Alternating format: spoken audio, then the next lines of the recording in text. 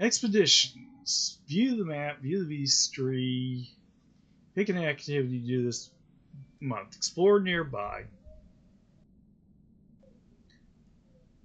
+2 bravery, +1 perception.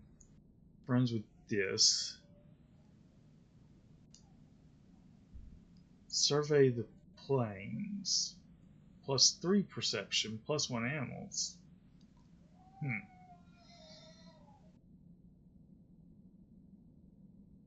Well, I have nothing against raising perception.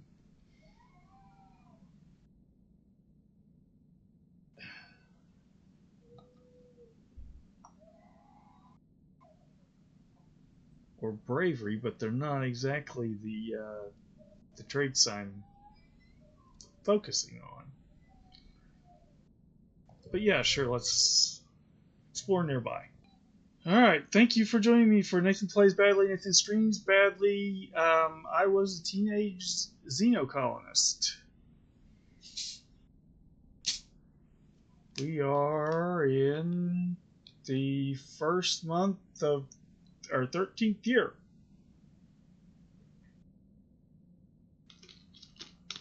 And we picked up a new little pet. Or pet. New pet.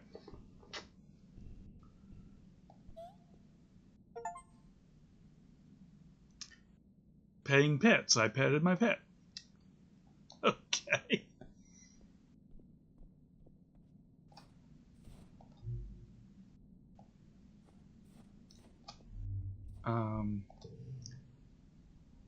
Before we move on with this, our pet can be used as a gear. 1 skill upon challenge win and 1 bonus to straights.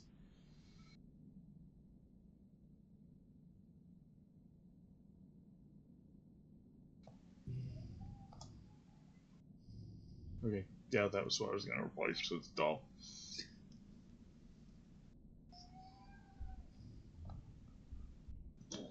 Oh, excuse me. Okay, let's see if anybody has anything. Yeah, Cal has something he wants to say. You catch Cal at the gate to the gardens. He's carrying a big bucket of rocks. Hi, Badly, he exclaims. Pauses to pat your pet on the head. And hello to you, too, Bright Eyes. Oh, I'm supposed to tell you there's a new park near Geoponics now, Cal says. We can run around all we want and nobody will say we're trampling the fields. You should come play there sometime and bring Bright Eyes. They'll love it. Unlocked Relax Sim Park and Geoponics. Okay. Is that this, maybe?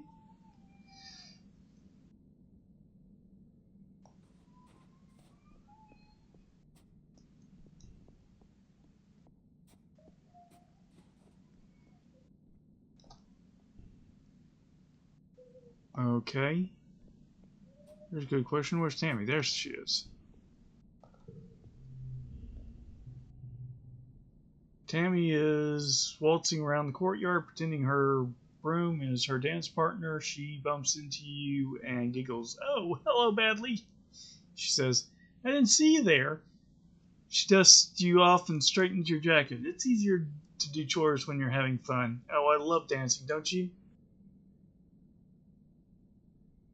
I need empathy 40 to do that. Well, empathy is one thing I want to raise.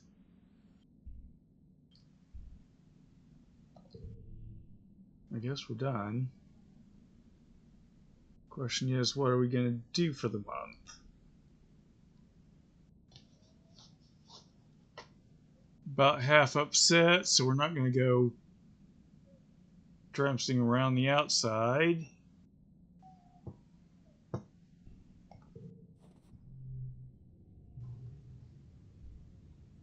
Visit the spa. Meditation spa. Select the memory to forget. I could. Wow.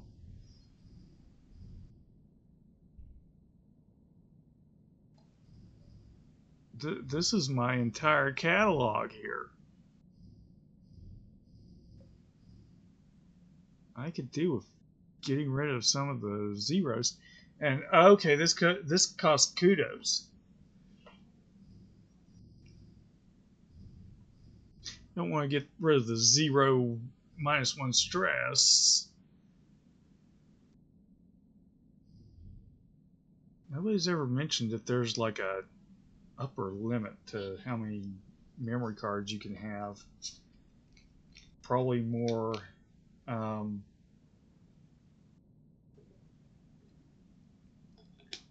How likely something is to come up in your hand while you're doing a challenge than simply, oh, you can only have 30 or 50 cards.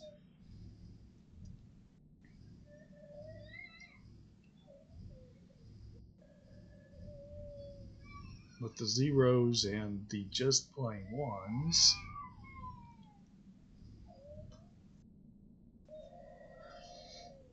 I wouldn't want to get rid of this one if I didn't absolutely need to, because it gives me +1 to yellow cards. They're this way, and it also has a gem on it, which is really good.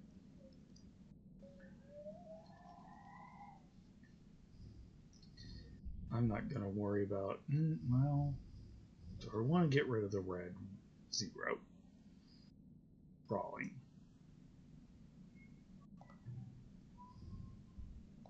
I will forget the crawling.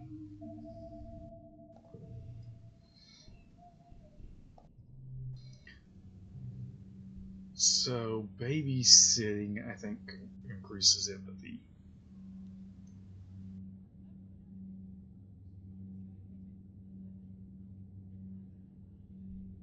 Practice this is creativity and bravery.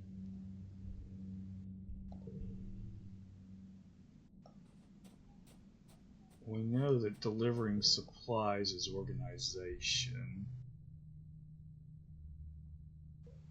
and perception.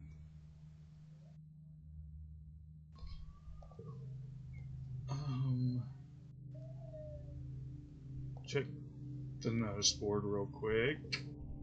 Nothing new. Thing new in the supply depot. 5 biology +1 bonus to straights.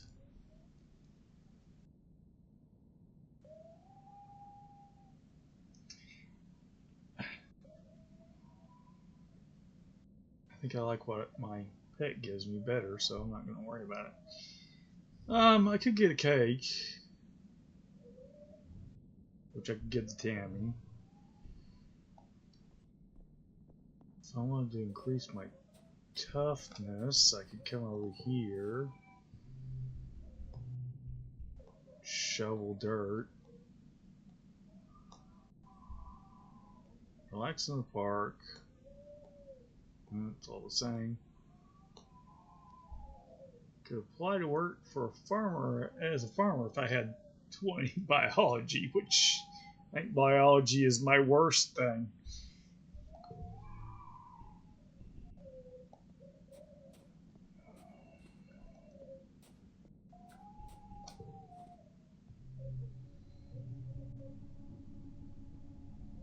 Biology and reasoning. Engineering and reasoning. Creativity and persuasion.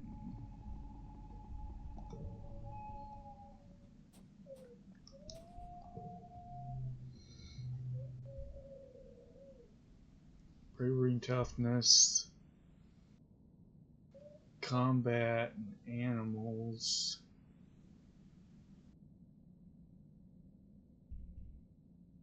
Lights on the walls. So, Interesting. Relax on the walls gives me +1 friendship with this.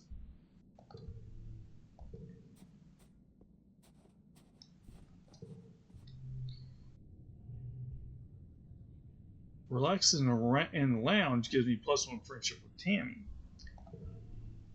But relaxing in the park doesn't give me anything.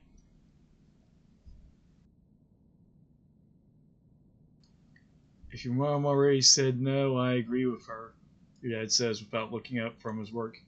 I know you two disagree about things, but she's still your mom. I didn't say anything about that. What was my age? 19. I mean, could do combat training, and then next month I could help Dad with the animals. No, I think I'm going to go for the organization. So, organization, toughness, and empathy is what I'm trying to do. Oh, hey, Anna Walker. Hi.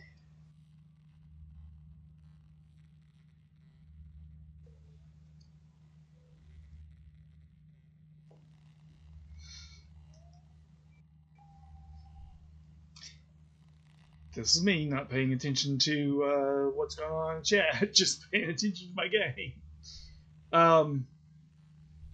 Yeah, empathy, organization, and toughness is what I'm trying to bring up. And I think I'm going to go for more organization. Oh, is there anything nicer than freshly nano-printed supplies? They're so warm, and they have that new smell.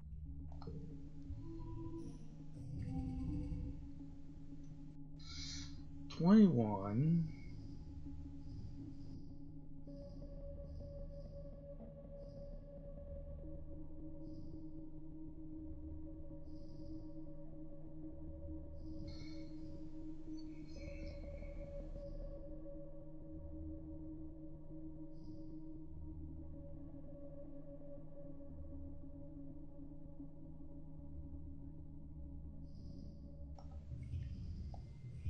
Let's try this.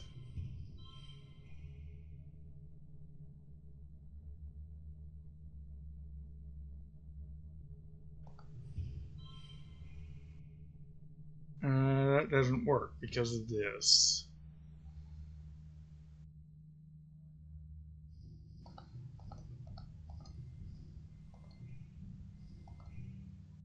Let's completely revamp what we're thinking here.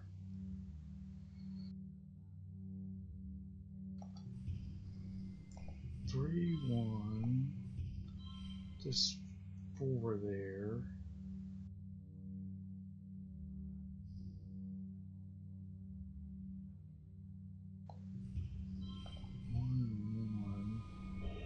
That gives us 24.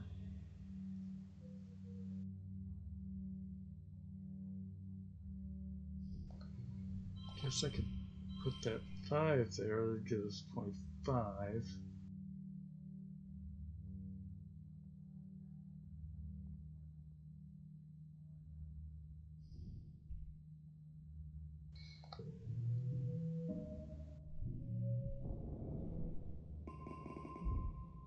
Okay. Apparently wasn't the best I could do.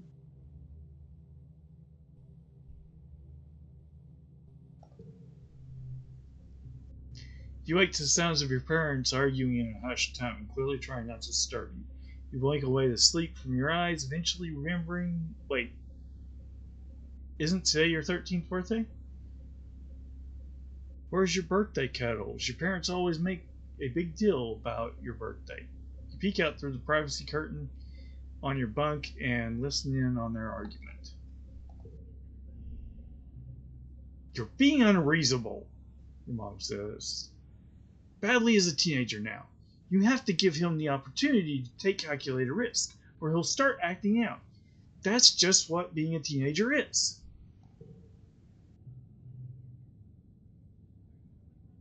Going off into the wilderness isn't a calculated risk, your dad replies. It's too dangerous. It's weird to hear your parents arguing. If they ever disagree, they sort it out quietly or go into meditation. This time, they sound really upset. It's unsettling. I think I should. The danger isn't. You don't need to.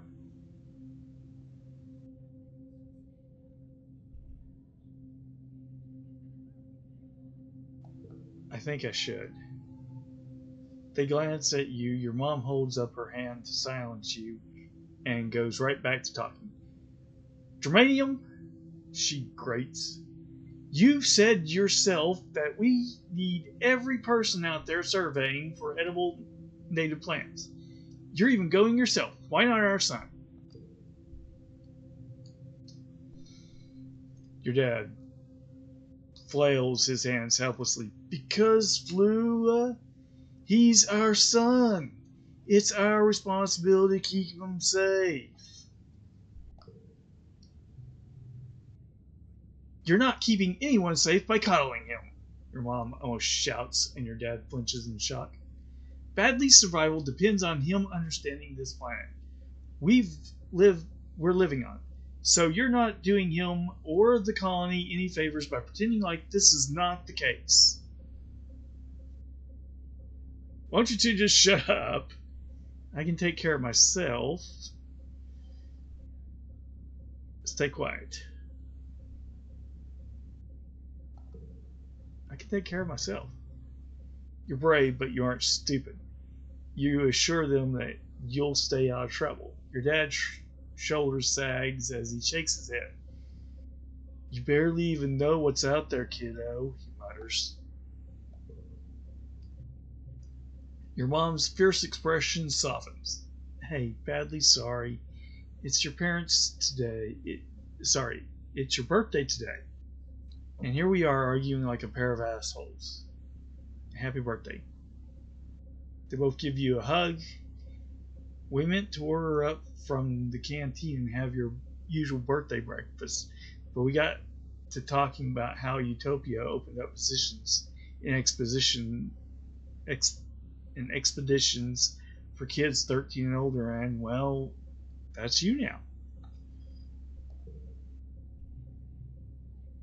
Unlock explore nearby in expeditions. Yeah. I suppose we have to let you spread your wings someday.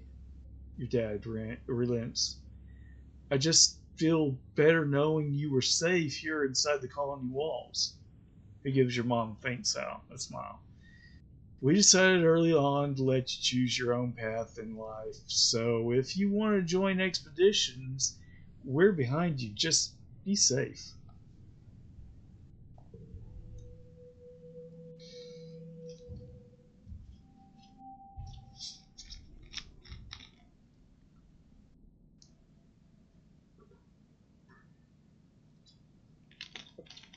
Mid-quiet, page 13. Okay, let's... now would not be a good time to do expeditions. Well, I'm almost completely stressed out. You find your dad comparing some plant samples when he sees you. He puts down the test tube and gives you a big hug. Kiddo, he exclaims, then kneels down and looks you in the eye. I've been thinking, I want to say I'm sorry your mom and I were arguing on your birthday. We disagree sometimes, just like every couple, but it's unfair that you had to see how the soy sausage gets made. It's okay, I was really upset. Yeah, it's okay. He pats you on the shoulder. Thanks for saying so, you're a great kid. Your mom and I talked it out, he continues. We're both just really putting our everything into the farm right now, and it makes us kind of snappy. You don't have to worry about it, okay? He squeezes you in a hug. If you want to join Utopia's exploration team, Just be careful, it's dangerous out there.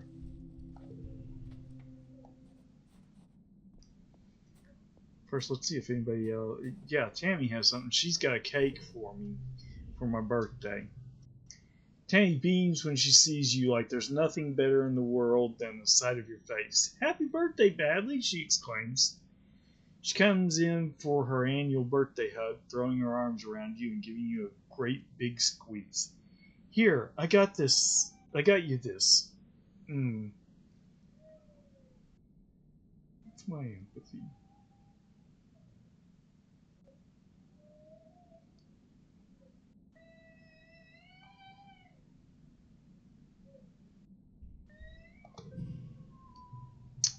She steps back and reaches into one of the many deep pockets of her dress, producing a little paper box. I made you this, she laughs, opening to reveal a little snack-sized cake. It's only a soy cake, but it's a soy cake made just for you. Take a bite, okay? It tastes just like a regular soy cake, too. Tammy did what she could with what the colony has. Tammy watches you eat the cake with a look of delighted satisfaction. You can share it if you want, she hints, smiling sweetly. If that would make you happy. Of course, share it with Tammy. Tammy laughs. I was just kidding. I made my own, silly bitty, she says, pulling out a second box. Let's eat them together.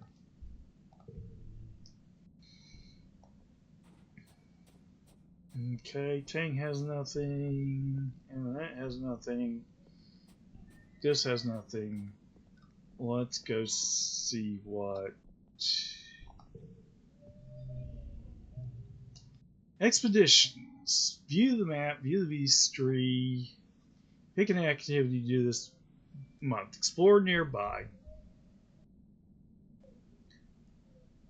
+2 bravery, +1 perception. Friends with this.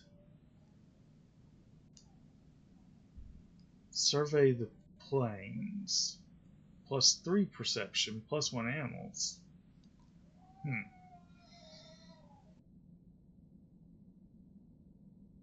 Well, I have nothing against raising perception.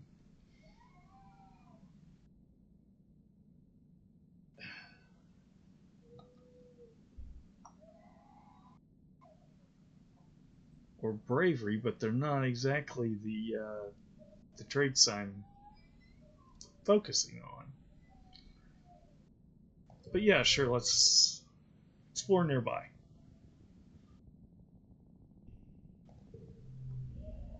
Utopia is working near the gates. This area has been deemed safe enough for kids to go for a hike. So long as you're back before dark and never go out during glow. There ain't a lot to see out there, she says. A logging camp, a few fields, some nice lookouts. She gave me a marshwood log.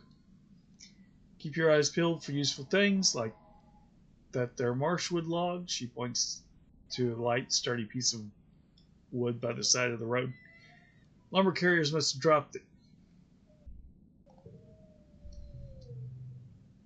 It's fairly safe out there, but that don't mean totally safe, she cautions.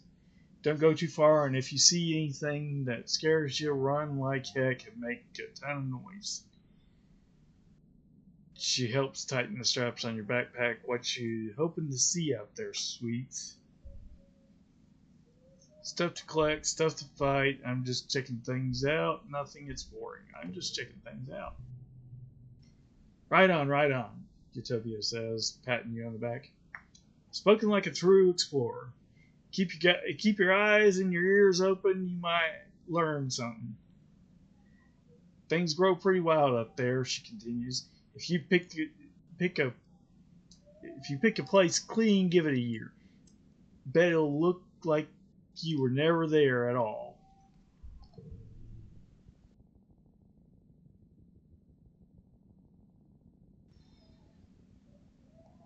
Well, I don't think I've ever been out here and quiet. You walk into a clearing and immediately stop in your tracks. There's a Unisar there. You've seen them before, but they still fill you with a sense of awe. Be as quiet as possible. Eat some snacks while you watch Lee. Well, let's be as quiet as possible.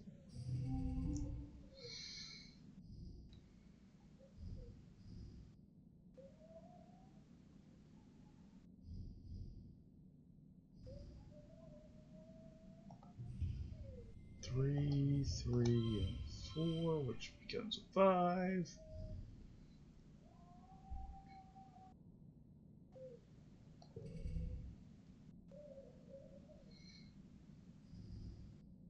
What's the +1 for?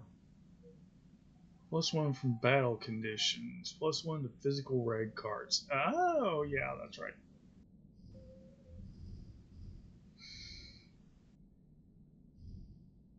Well, 3, 4, 5.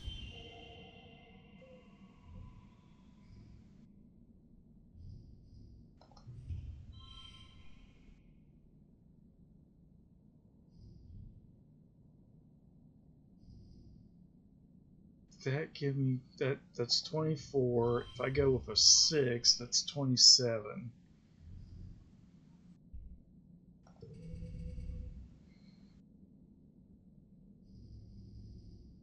Um,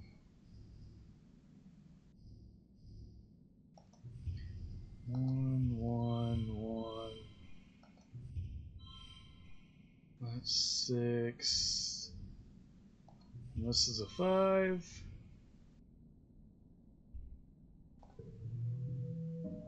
Yep, that was the best that could be done.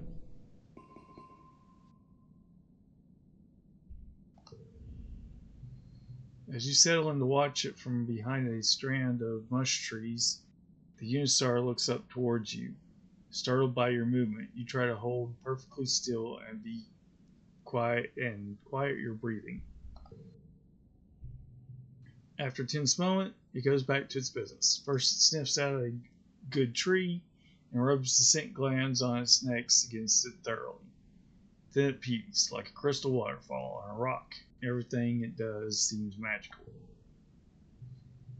Next, it sharpens its horn against a rock, which is scored with marks from having done this before. This must be its favorite sharpening rock.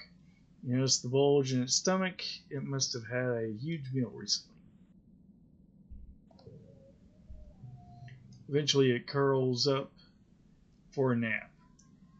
You quietly sneak away. This was so wonderful. Bermuda is a magical place.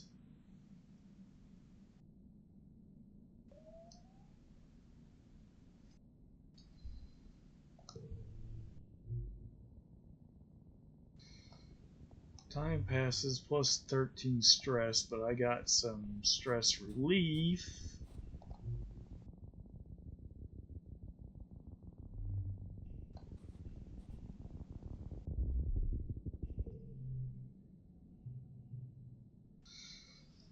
From that, at the top of the rise off to the east, you think you spot someone watching you.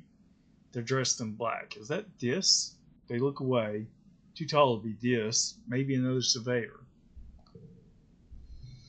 You blink and the figure is gone. I'll spend my imagination, hike over, and look for clues. You bushwhack down to a valley and up the other path to where you thought you saw them standing. No sign of a camp or anything, obviously like a drop pack. No note saying I'm watching you, signed mysterious figure. Spooky. A mysterious stranger. Time passes plus 13 stress.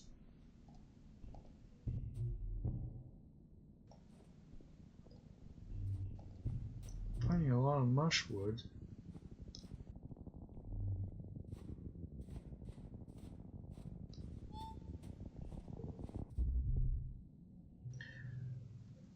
A spark snow has been drifting around you all day. igniting teensy sparks where it touches the ground, but now it's really starting to come down hard. Hard like hail, not soft like snow. Except this hail ignites, more like explodes on contact with solids.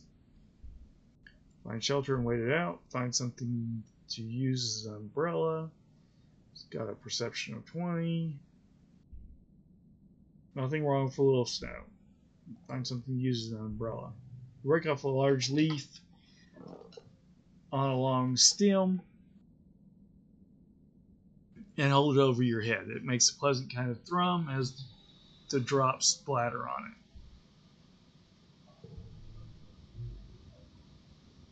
Time passes 13 stress. Probably gonna only get one more of these. String cuts through the path here. There must usually be stepping stones across it, but the water is too high to cross safely. Bravely jump over it. Turn back. Well, let's bravely jump over it.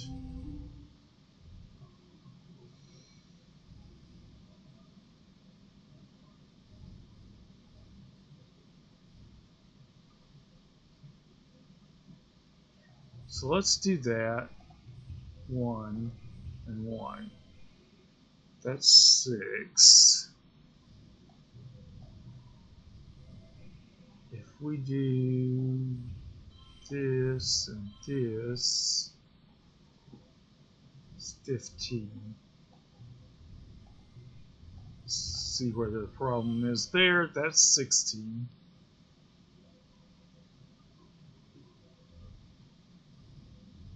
We got 6 from just putting those there, right?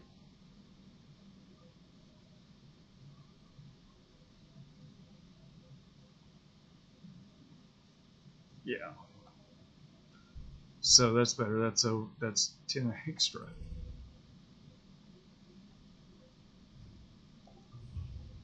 Zero, 1. Actually, no. 1, 0, 1.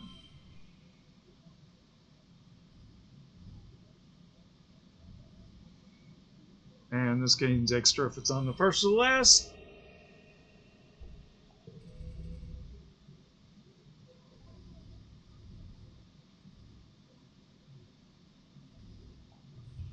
Two.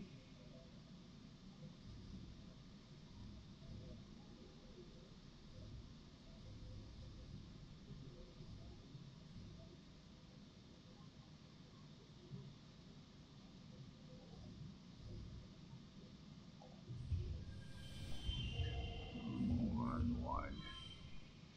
This isn't going to give me 3 stars. It's definitely not the best I could probably come up with, but I don't want to lose kudos, and I don't need this because it's not going to raise this one because I'm not losing kudos over this.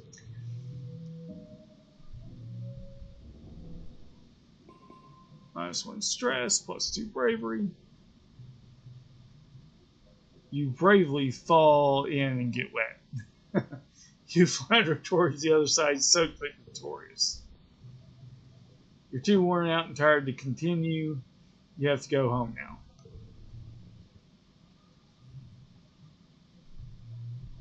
You're back. +2 bravery, +2 perception, and you got 1 for this.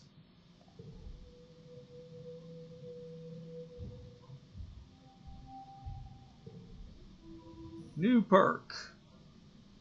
Highlight collectibles. All collectibles glow. Okay.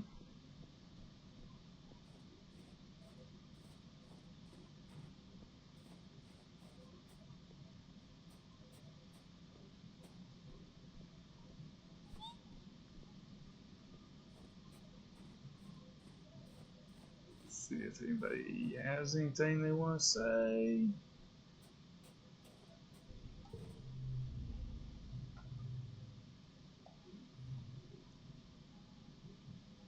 So it doesn't have any likes or dislikes on him. Oh, I can dare him to eat this worm.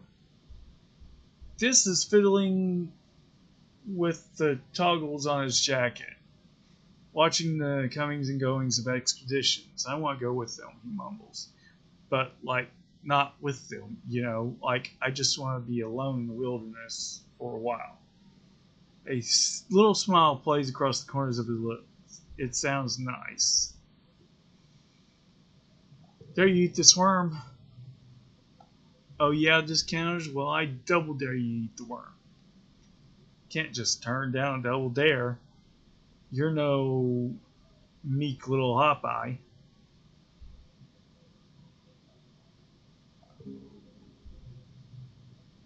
Slimy, unsatisfying, very, very gross. Just eats his like a noodle, slurping it up and wrinkling his nose as it wiggles in his mouth. Yuck, he says, swallowing it whole. Then shows you his empty mouth. You should have known better than to dare a person who fears nothing. So +1 bravery and +2 friendship with this.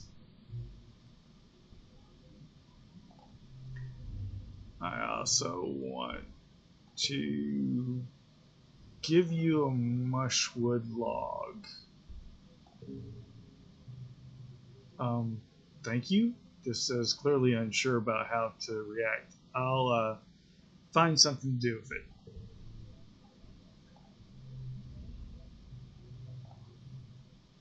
So, didn't really change anything. We know Tammy, though, likes cake. Tammy is rolling a snowman out of the fluffy blue sparks to a small degree of success. It lasts long enough for her to wrap a hand-knitted scarf around it and place a few rocks for eyes before it slumps to the side in an unattractive lump. Not bothered, Tammy just sighs. Oh, pardon me. And wipes her hands on her skirt. It was worth a try, I think.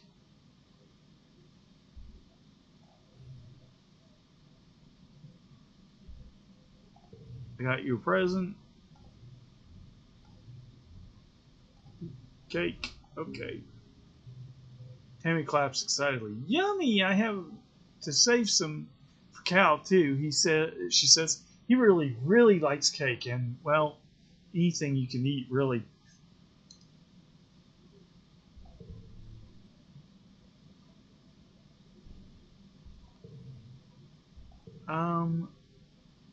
What is this? +1 to a card changes suit to yellow. Huh.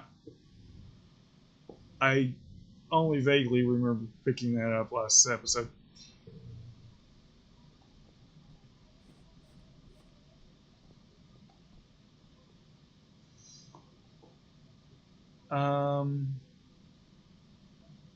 Right. I need to relax. So do I want friendship with Tammy, friendship with this, or let's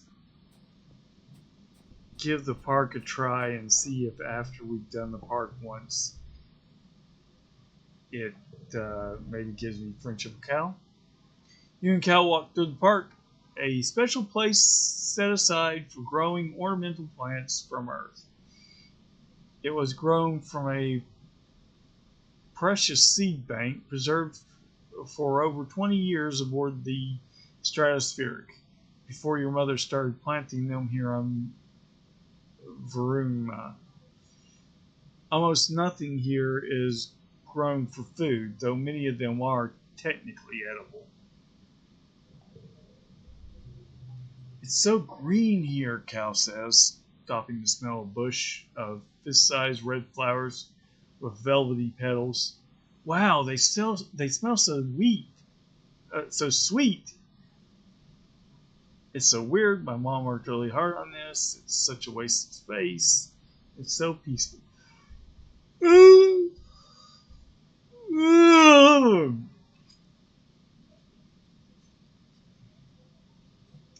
If we were on a ship, or some place where space was actually limited.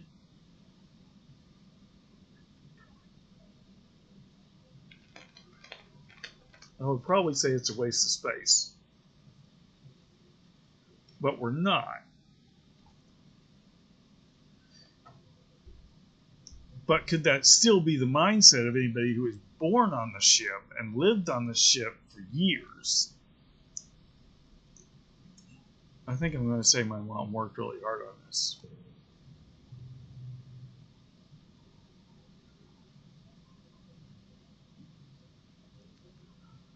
Your mom brought these flower seeds from Earth and somehow found time to cultivate them here, even though there was so much work to do on the farm. It just goes to show that there's a lot about your mom that you still don't know.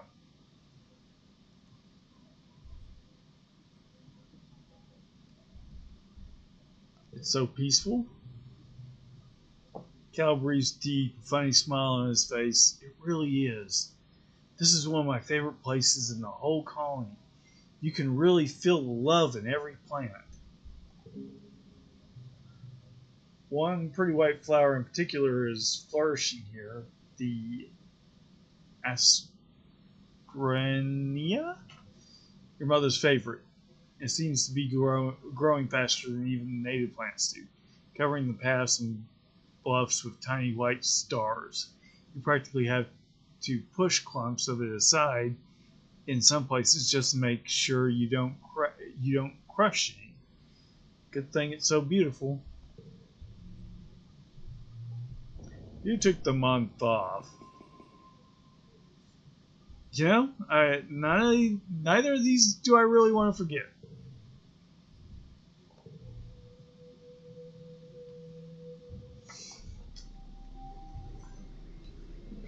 I might be a whole lot happier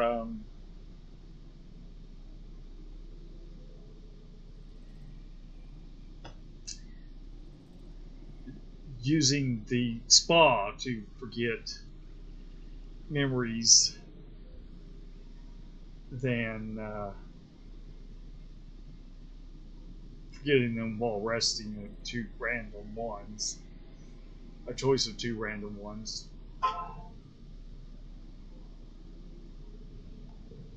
Alright, Dad's got something. Your dad was sniffing and sneezing pretty bad this morning. He collapsed around this time last year, so you've been feeling anxious about his health, especially now that the pollen's back. He's working hard in the fields, respirator hanging from his neck as he grunts and shovels dirt into a wheelbarrow. He sees you coming and stands up straight, coughing a little as he stretches his back. Hey, kiddo, what brings you out here? Dad, you have to wear your respirator. Working hard or hardly working? Dad, you have to wear your respirator. Your dad makes blah blah blah motions with his hand. I do. Don't look at me like that. I'm just getting some fresh air. It's hard to breathe with that thing on. I'm racing to get these pixie beans in the ground. Why does that look so blurry? I'm racing to get these pixie beans in the ground, he continues. We're all set to have a great harvest in time for Tuminal. He leans on his shovels, tucking one foot behind the other and rocking back and forth. Truth is, I've been working like a dog. I'd love to get out of here for a while. Hey, what do you say you and I go for a little walk? Says Brighton. I know you don't get outside the walls much either, but we could do a little nature walk. I study all the plants the foragers bring back, but I've never really seen them in the wild. You want to go outside? Sure, your dad says. People can want to try new things, right? Your mom doesn't see the draw, he continues, flipping his shovel up into his shoulder and picking his way carefully out of the turned fields. she likes what she can control, you know. But there's a whole planet out there, and I want to go explore.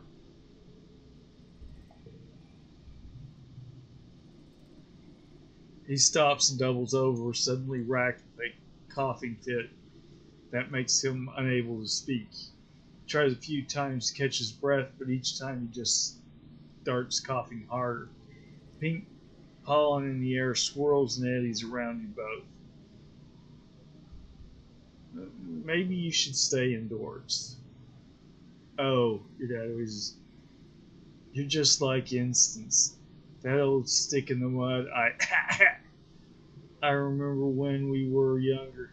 She was always walking around with her nose in everyone's business.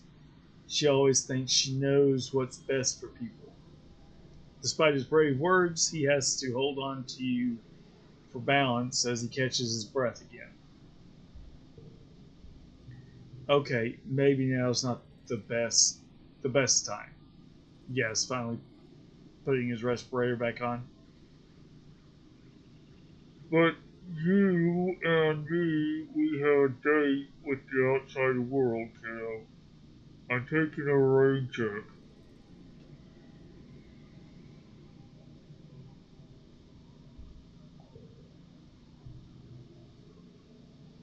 Ooh, he says. He says, his eyes red rims streaming from irritation. I can't wait until Instance figures out a treatment for this shimmer thing. She says maybe next year, maybe the one after that, I'm gonna be first in line, you bet.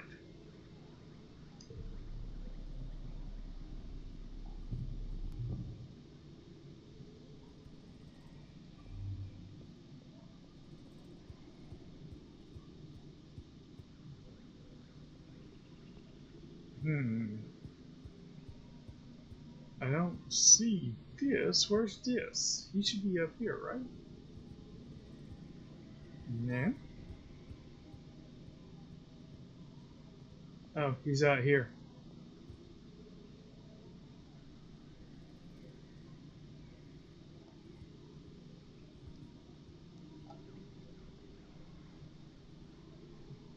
Well, I'm topped off. Do I just want to do this again? I mean,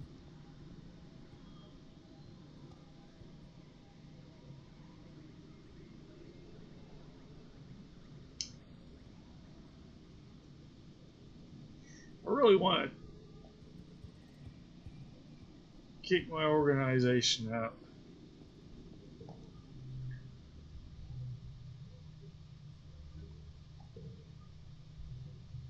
You begin to deliver packages even in your dreams, finding the ideal way to stack them on the hover lifts so everything is accessible to in the order it's delivered.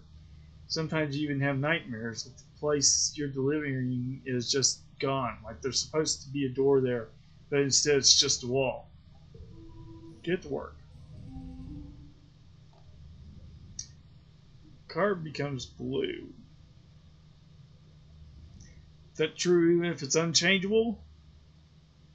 Nope. +1 if card is blue. So we want that one right there.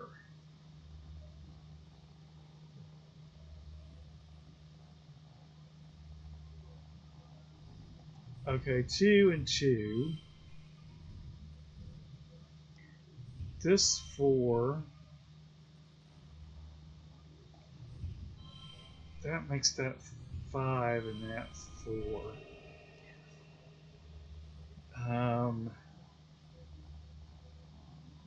Is that the best that can be done? I mean, if we don't change it, put that 4 there and that 4 there. That's 22. That's actually better.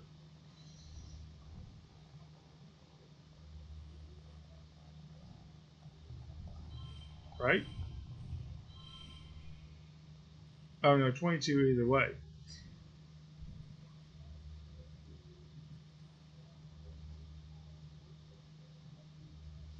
How about So that goes there. That goes there, and that goes there. That's 24. That's probably the best that can be done. Yep.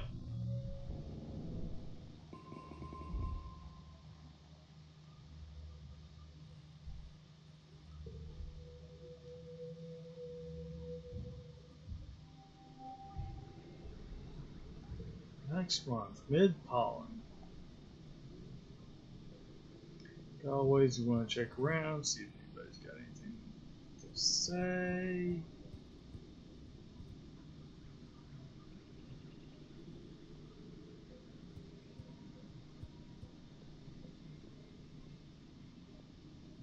So can we still go out this way? No, because now that we can do expeditions, we don't need to sneak out.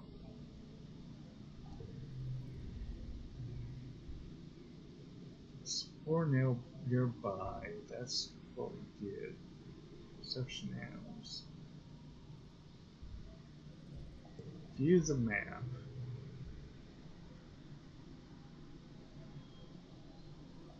Prosthetic plains. Prosthetic plains lie far to the north of the colony, where the higher elevation and natural tilt of the planet makes bromatic snow fall more regularly in every season. Though prone to sudden storm flurries, plains are a relatively safe place to explore, filled with mostly herbivores, xenofauna.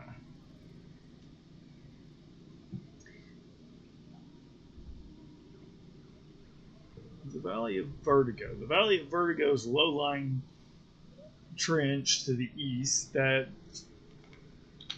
that's dense with pollen producing trees.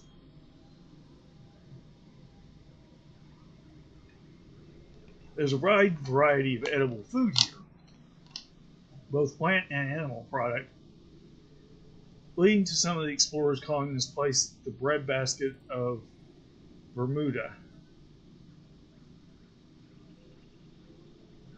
There are a number of animals here that geoponics would be interested in domesticating. Western Ridge.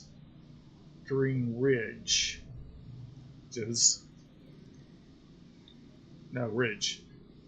On the map it says ridges. On this it says ridge. This tongue-twisting region is the broken spine of the planet, home to both dizzying heights and abysmal lows. It's also hot and arid here, no matter what season. Traversing these steep chasms is dangerous, and only to be done by those with sophisticated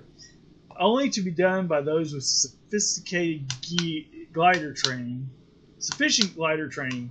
However, there is more interesting ruins here to explore. Interesting ruins. The Subquarius Swamp. To the south is a vast bog wilderness home to dangerous animals and hazardous weather conditions. Exploring in this area is only to be done with extreme caution. So, what if I say I want to survey the plains?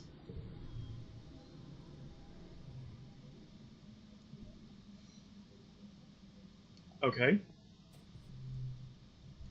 When you board the expedition's autobus this morning, you didn't know what to expect. It trundled you and the other surveyors a few clicks north to the prosthetic plains. A high, flat area with cooler weather than your colony. You could barely control your excitement as you watched the landscape change. And now you're here. You're finally old enough for a real survey mission away from the colony. A plasma cutter. +10 to combat, +2 to strength challenges. You greet Chief Surveyor Utopia at the depot. This here's a plasma cutter, she says. Anyone.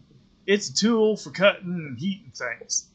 You can use it to make a fire, cauterize a wound, boil water, and cut some materials pretty alright. You can use it for self-defense too, but I don't suggest it. Are we going to be in danger? She makes a so-so motion with her hand. This is a quiet area, and what we're doing, we're not supposed to be in danger. We're just going to be taking notes and pictures, keeping track of all the flora and fauna we see. Just don't touch anything. Unless I ask you to take a sample. Everything is potentially dangerous. We don't know much about what's out there, which is why we need surveyors, even youngins like you. The prostate plains are a sparse region, like you can assume from the name. You can see things from a long way off. Utopia sees you squinting at the horizon. And what are you gonna do if you see something coming for you? Avoid it, try to pet it, kill it. Try to pet it! No. Avoid it. Good kid. Utopia approves. Patting you on the back. We don't need any trouble. This joins you. You must have come on an earlier autobus. Ah, good, you're here. Utopia says, digging out another plasma cutter for this. You two greenhorns are with me for the foreseeable. And now, we don't gotta sniff each other's butts all the time, but all the time out there. But I do expect y'all to be in yelling distance. Comms can get spotty out here. You and this share knowing glances. You've both been sneaking out to explore long before you were officially allowed to. Utopia also hands you a surveying drone and shows you how to launch it. It'll automatically perform local scans of wherever you go. Though detailed scans still need to be done manually, when you return here to the depot, it'll upload its findings to the HoloNet. Your job is to cover ground, see what's out there, and so long as it isn't dangerous, record it. She slaps you on the back. All right, team, don't get yourselves killed out there, okay?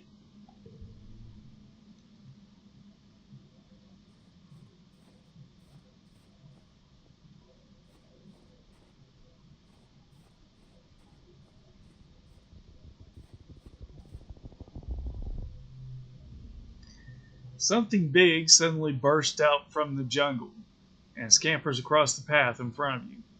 It looks like a miniature landslide, brush-covered stone being pulled forward by powerful arms.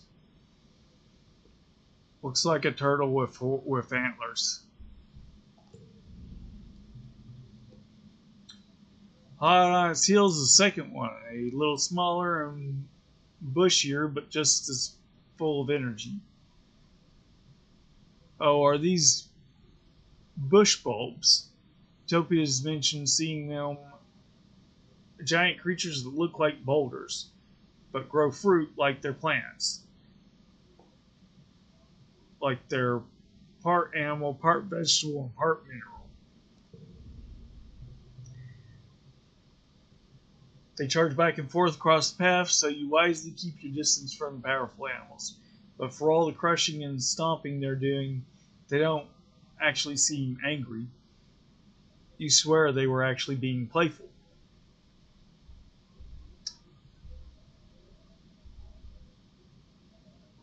Well, I don't want to attack them. That would be a bad idea. So we're going to watch. They seem to be playing a game of tag. When a chaser catches up to the runner, they reverse roles. They do it with such gusto, and the surrounding underbrush is completely crushed in a wide circle. It's almost perfect circle. Then all at once the first one crouches down on the path, tucks its arms and heads under the bushes on its back. You'd swear it was just a rock now. The second one circles the first several times, sniffing, then crouches on the same position. Now might be your chance to get past them.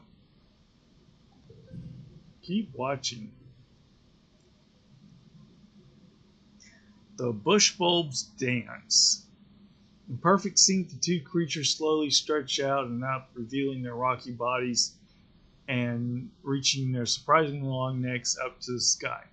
They began to shake their bushes and rattle their antlers in rhythm, which each other is only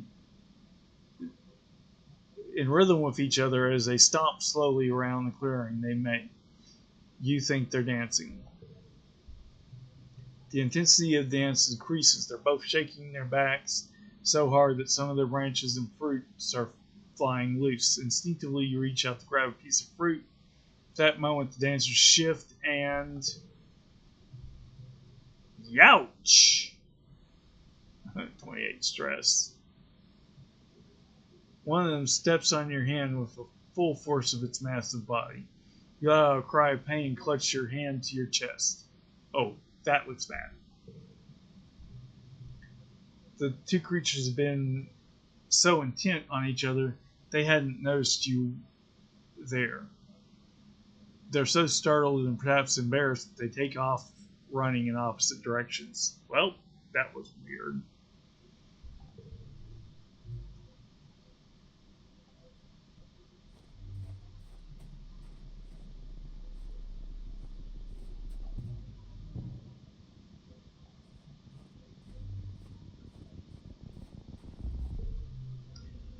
More of them. You almost bump into this. He's being so still and quiet, hunched over and looking down a little knoll. He shushes you and points. Don't scare them. Follow his finger and see what looks like a bush shaking violently. Two bushes, actually, at opposite ends of the clearing. Oh, they're bush bulbs. From far away, they really do just look like plants and rocks.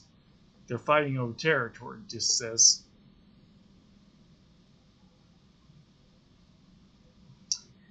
I hope they won't hurt each other. Neat, I hope it's bloody. How do you know that? Shout and scare the bush bulbs. How do you know that? This shrugs. If you're quiet, you see them a lot. You watch the two creatures face off rhythmically, rustling leaves that grow out of their heads and backs. Their gangly branch-like antlers swing over their heads as they rear up to their full height. See them from far away. They look imposing, like agile boulders. Ooh, excuse me. One goes, then the other. They watch each other carefully, alternating and repeating the other's motions, trying to outdo each other. Ultimately, the smaller, more graceful one seems to be declared the winner. The loser pops back down and shuffles away into the jungle, defeated. .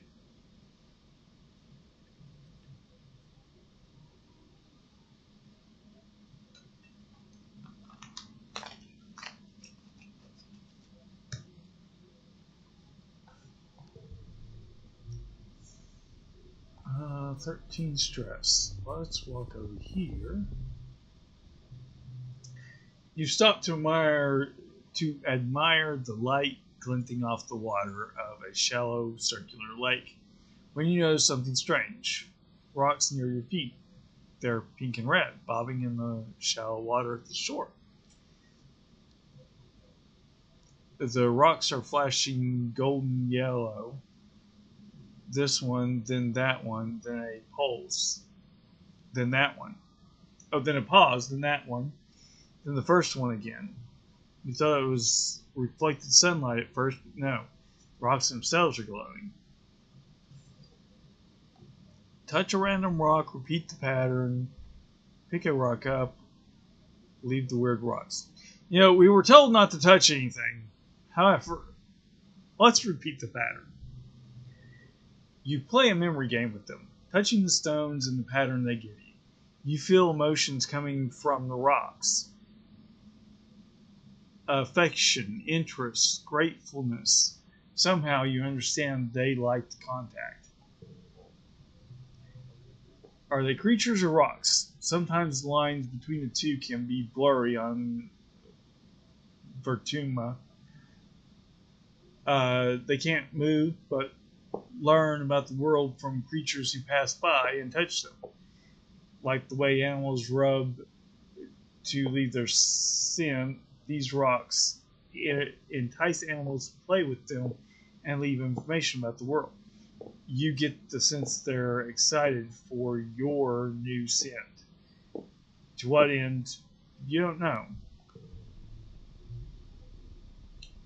Okay, that was interesting, maybe a little scary.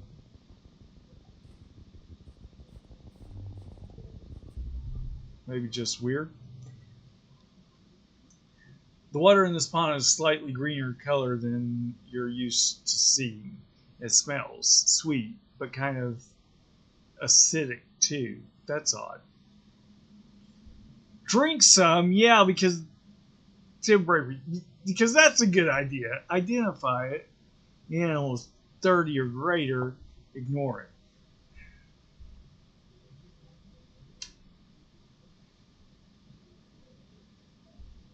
Drink some, why not?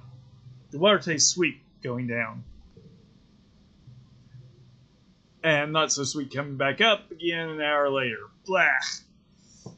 But what doesn't kill you makes you stronger, right? So I got 1 toughness, but I also got 8 stress. 13 stress, that's probably going to do me for stress. You should go home soon.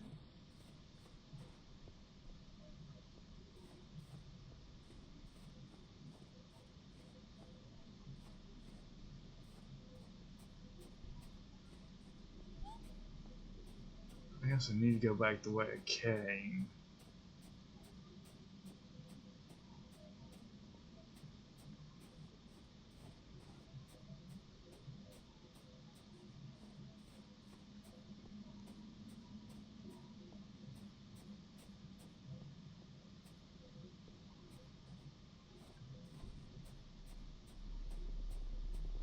Nothing over here. Oh. Glittering crystal cluster.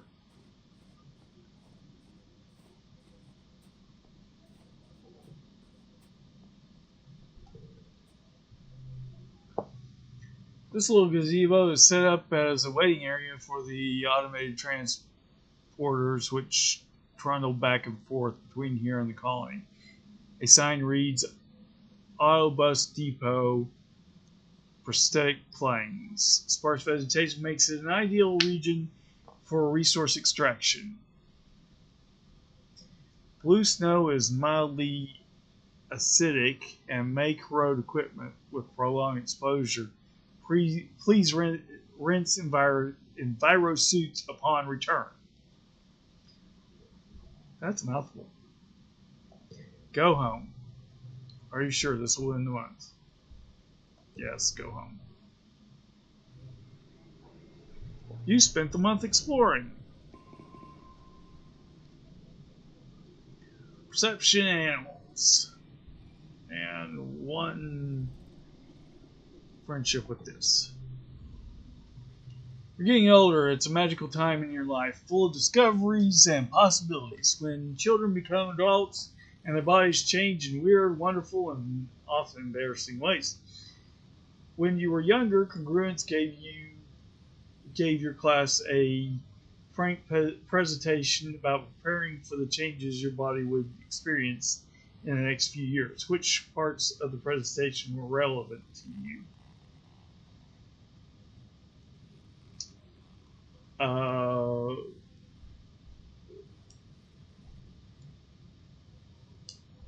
I guess voice change and getting erections. You and your friends giggle your way through Congruous's presentation and left with a new appreciation for the wonders of the human body. Puberty had felt like something that would happen so far in the future that it didn't apply to you. You put it out of your mind even as you notice Cal's voice begin to drop or Mars starting to dress differently.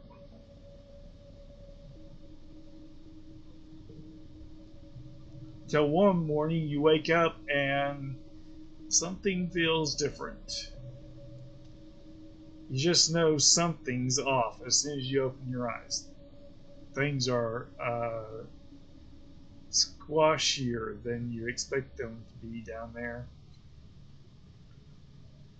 You are having an exciting dream, and then something happened, but you can already barely remember it. You just want to close your eyes again. You remember Grant's sexual education class, and you're really not ready for their real world practical applications.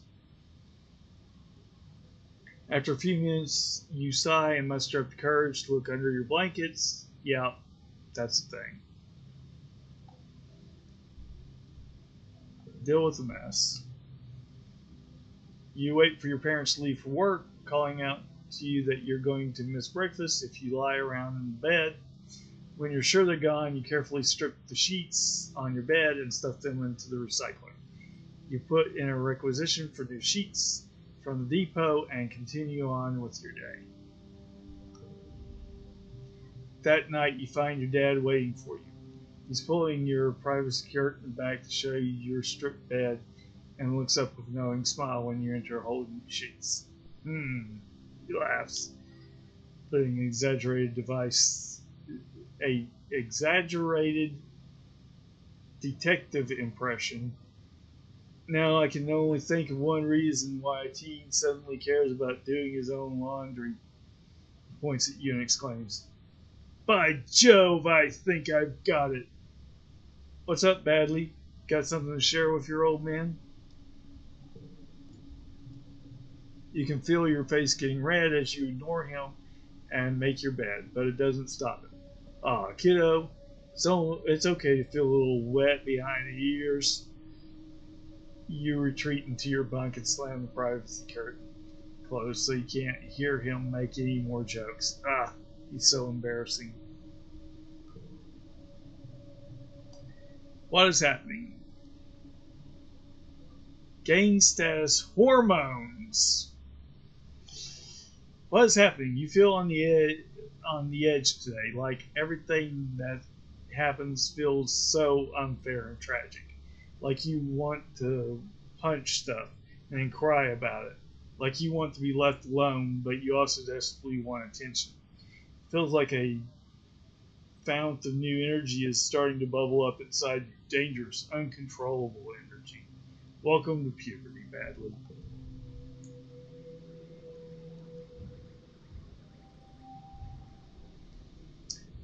Late pawn. Okay, so exploring stressed me out. I'm wondering, does this... Nope.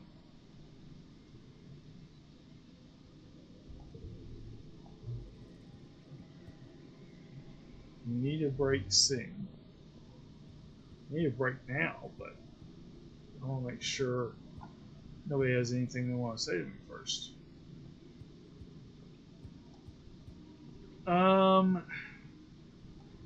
Yeah, let's do this. I mean, I guess I'm not entirely stressed out, but let's relax in the lounge. Look around the lounge. Some friends are here. Who do you hang out with? Probably Cal or Amonette.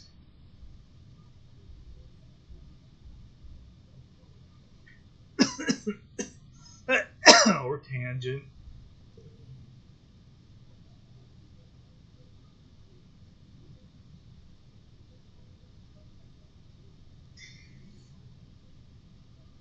Actually, out of the three, I'm got more friendship with Tangent.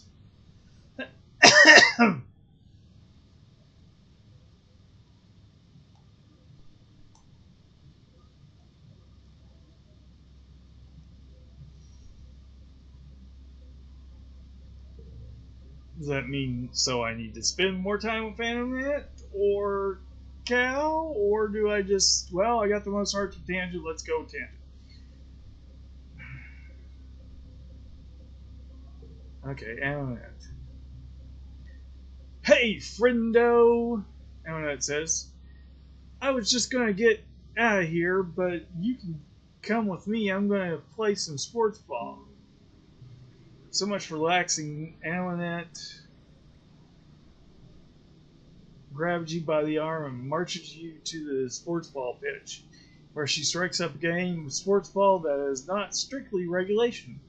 You make up your own rules, even rope her 3 younger brothers into playing. They're young and they kind of suck at stuff, but it's still fun. Relaxing, you took the month off.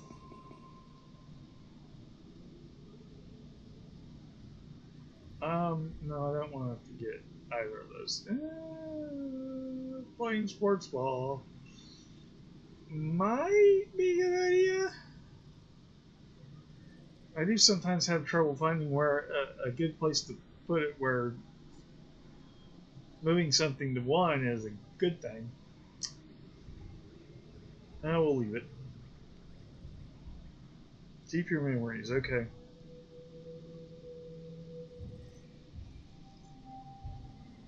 Early dust.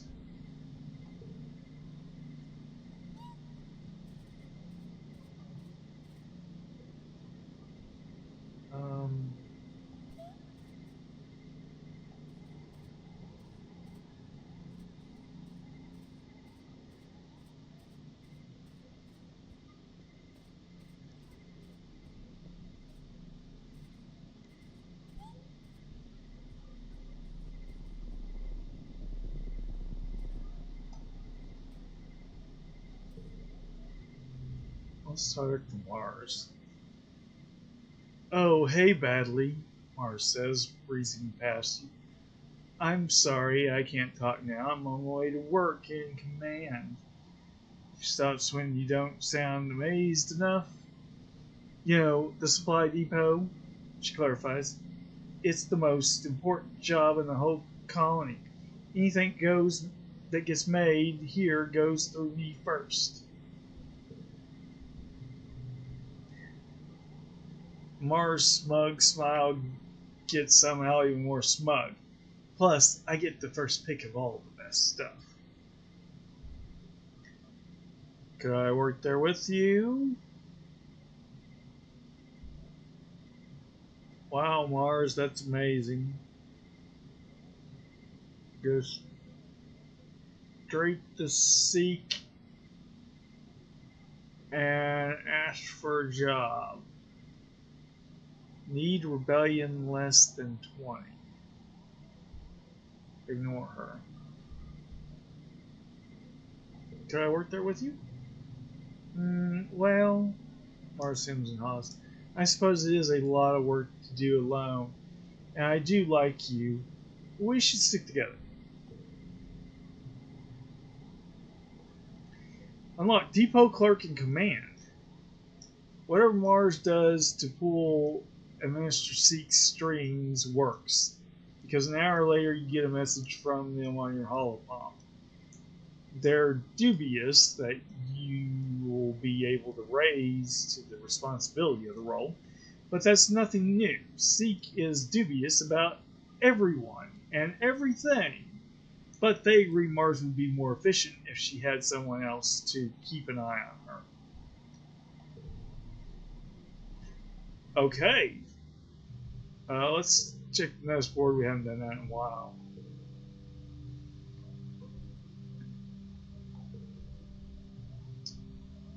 Work in the depot. 2 organization. 2 persuasion. 1 friendship with Mars. And 9 kudos and 10 stress. This is one organization and one perception. 5 kudos.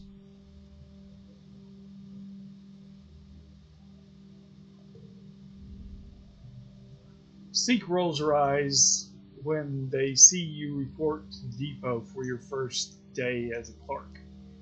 Oh, it's you, the deadpan. Well, at least you might learn something useful while you're here. The depot is where the precious nano printers live. Seek lords over it like a tyrant, and they don't like children. They load the depot module into your holopalm and walk you through the process. People submit requests for the nano printer through this portal. They explain. It's your job to program the correct routine into the nano printer to fill their order. Then you mark it as available for delivery or pickup, depending on if we have a delivery person available. Seek grumbles, and we almost never do. With the perfunctory explanation, Seek leaves you to figure out what to do on your own. It's okay for the first hour or so because no one puts in requests at all. It is pretty easy. It is pretty early. Maybe someone is still asleep. Maybe everyone is still asleep. Catch up on some sleep, catch up on some homework, clean and organize the depot. But there isn't a lot to organize, as you don't store a lot of stuff here except for things that people need all the time, like toothpaste. But you find a bucket and start to mop the floors the old-fashioned way, because there's nothing wrong with taking pride in your work. You're jerked back to reality by a haptic pulse through your hollow palm. Your first order. You excitedly open your hollow palm and read it. Elbow grease, 1 gallon, it reads, from Cal Geoponics. Delivery ASAP. Very funny Cal. Fill the request. Very funny Cal. You dismiss the funny request. Ha ha ha. Cal's got jokes. Another one pops up on your hollow screen. Flashlight flood, 2 gallons. Ammonet, sports ball delivery ASAP. Really, Ammonet? Another bogus request. Are your friends trying to prank you? You barely dismiss the second one before a third one comes in. ID-10T gas, flammable, 2 cubic meters, pressurized, tangent, engineering, delivery ASAP, caution.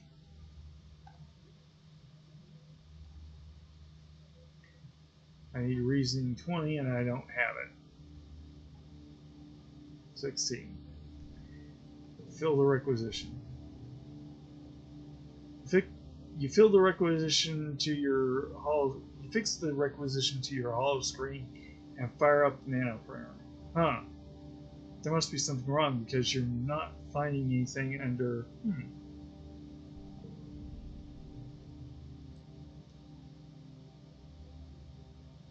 You're about to punch in the parameters for something similar to what's in the requisition when you hear someone laughing behind you. OMG! Mars exclaims, looking over your shoulder to look at your holopalm. Are you serious? Are you kidding me right now? Like, badly, that's not even a thing. Mars snaps her gum in your ear as she reaches over and dismisses the requisition. Here, I've saved you from being a nullhead today. Now you owe me one, she says.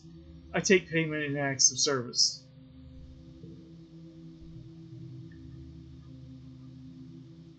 She hops up onto the depot counter and primly crosses her legs. I am so totally relieved to have you as my assistant here, Badly. Finally, someone to haul boxes and fetch things so I can focus on the important work.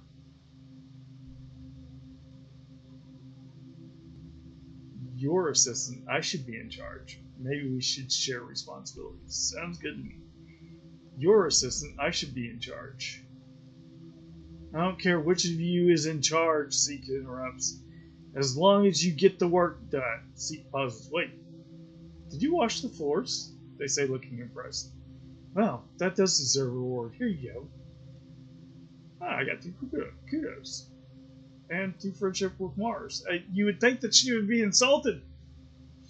That I would lose friendship points because I told her I should be in charge. She likes being in charge, but I guess she also likes guys who stand up to her. Or people who stand up to her. They swipe their hollow palm, and you feel yours pulse as a couple kudos are deposited in your account. Mars can hardly wait until Seek is gone to giggle. Either way, I'm glad you're here. My job is usually so boring.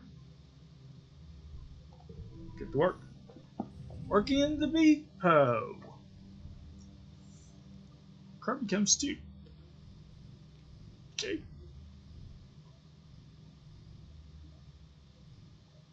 2, 2, 2.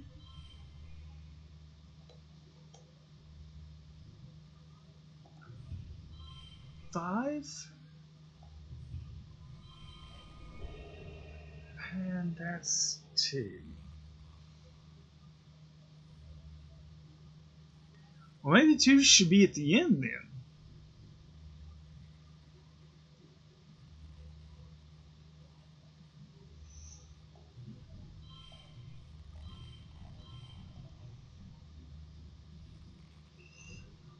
Well, but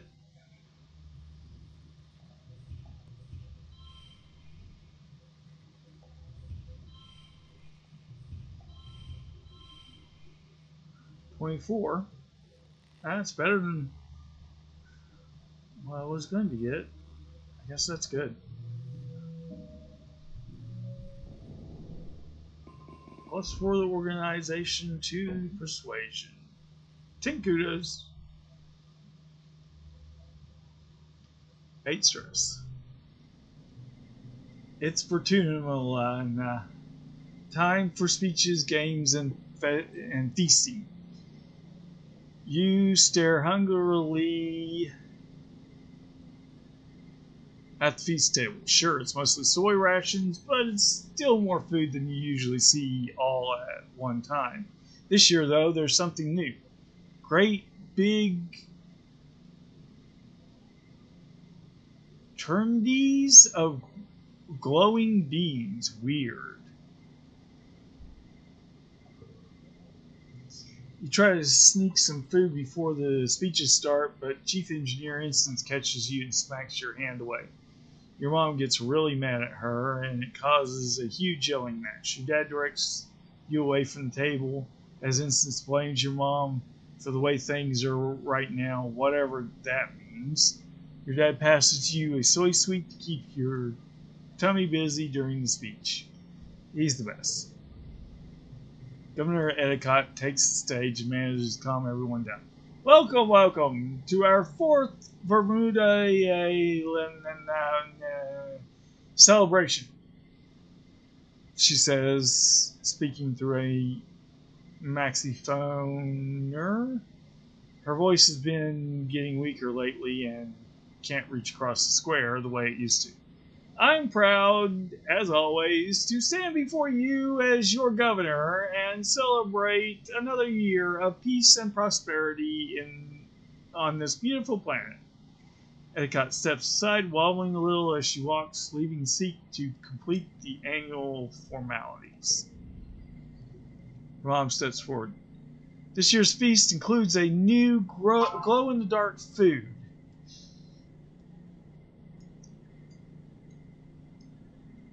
Pixie beans are our first domesticated Fortunian crop.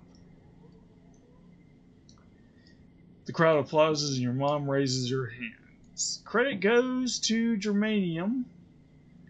He insisted we dedicate a third of our fields to them, so you'll also have him thank for the light show in your toilets tonight. A smattering of laughter ripples through the crowd. Your dad chuckles nervously.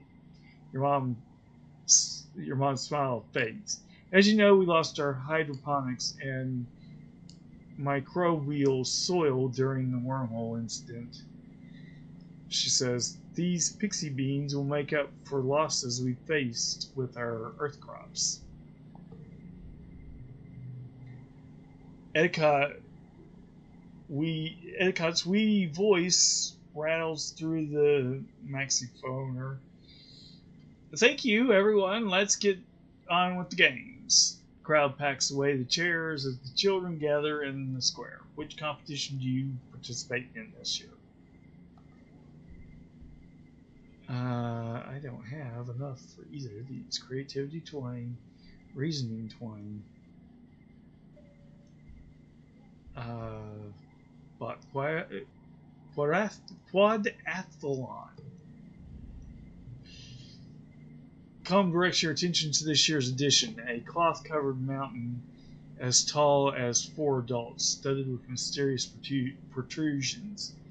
He pulls it back to reveal the Tower of Terror, he announced with a flourish. Test your courage with 3 stories of ladder climbs, followed by a death-defying leap of faith into the poof shroom mats. You and Antoinette and Cal take in the mystery of the Tower of Terror. Both of them are hooting and pumping their fists, absolutely bonkers about jumping from 3 stories. You'll all still be doing the wrestling, agility, and accuracy portions of the course, but clearly this is a winner by popular vote. How about you? Are you ready? Start the toughness challenge.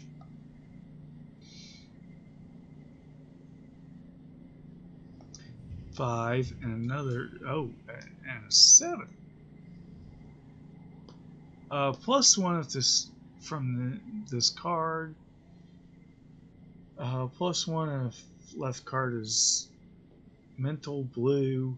Plus 2 from battle conditions. Card gets plus 2. 1 to physical red cards. 1 slot card gets 2. Oh! So that one should go there, and then this one should go here. 5s across the board. 22 out of 60. That's a lot. Okay.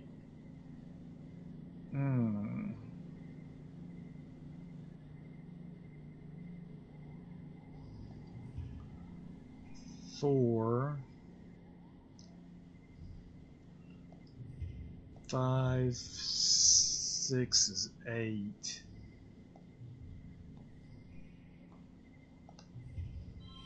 5.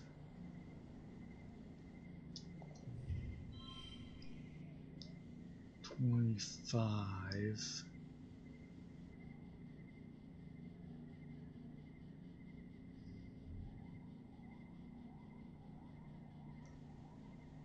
I think that's good.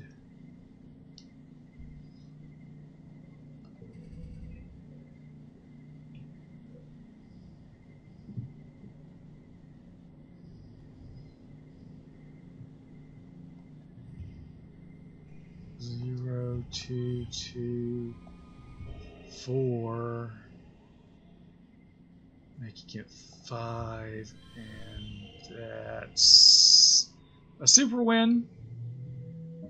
Only got 1 star. Last 1 stress, plus 2 toughness.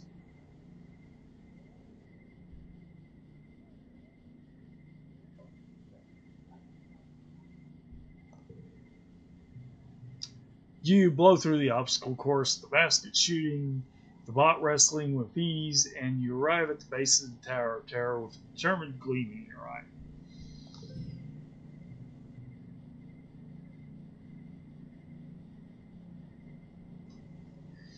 Another bot athlon champion card. popular. You're a winner. Everyone wants to be your friend. Kudos double for 3 months. You scale it easily, of course. It's only ladders. Sure, it's really high ladders and a huge jump, but you just close your eyes and pretend you're jumping into a great big vat of pudding.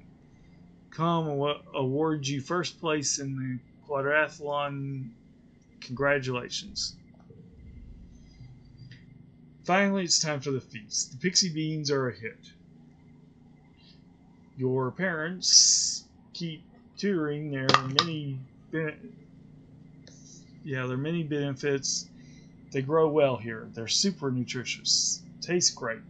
They're really versatile, and kids love their bright multicolored glow.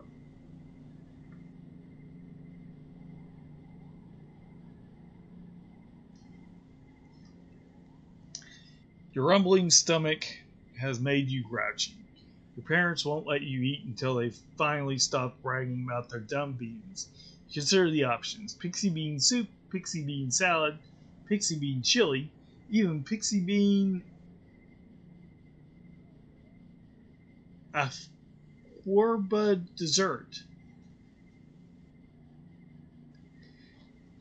Everything glows in the evening twilight. You suddenly shove your pixie bean everything around on your plate. You don't even want to eat them anymore. Stupid beans, stupid feast, stupid games, stupid everyone. Ah! Every time someone turns to talk to you, especially about how great these beans are and how great your parents are for growing them, you get more irritated. They're just beans. It's like they love these beans more than they love you. You're probably just hungry. Screw these stupid beans. Eat your pixie beans. Eat your pixie beans. You want to rebel against these stupid beans, but the truth is you're too hungry to resist. You count backwards from 10 to calm yourself down so you don't blow up at your mom. Why is she smiling all the time? Ugh! You settle on glaring at her over your plate of glowing beans. She notices, but just purses her lips and turns away from you to talk to someone else. Rude.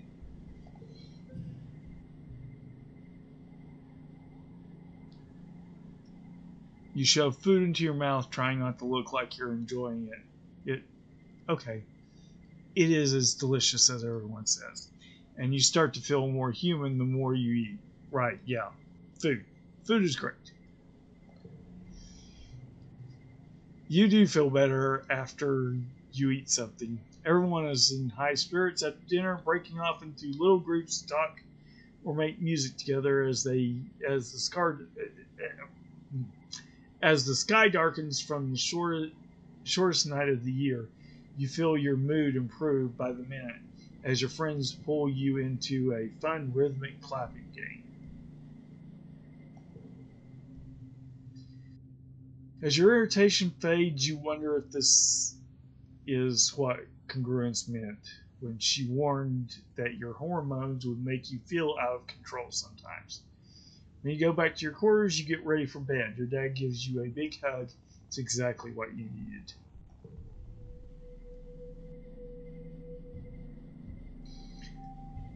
Mid-dust of the 13th year. I really need to push up my empathy and toughness.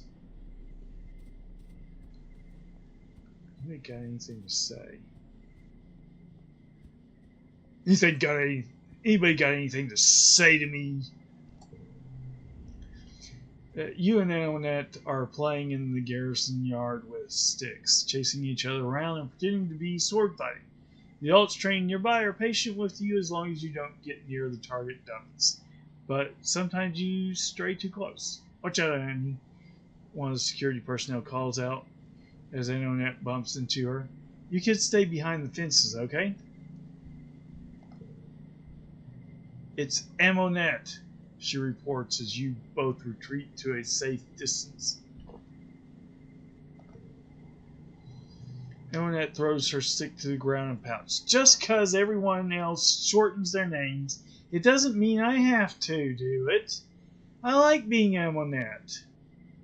But having a nickname is kind of cool and mysterious, like having a call sign, you know. What would you call me, Badly?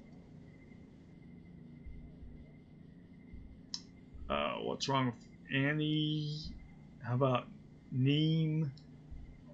How about Neemony? Just Eminette, something else. Just Eminette. Eminette tentative smile widens. That's what I'm always saying, she exclaims. It's a perfect name, all by itself. I don't need a nickname to be cool, right? We all got such cool names in the first place. Eminette picks up her discarded stick. Now, she says, brandishing it at you, prepare to be defeated by the mighty Eminette.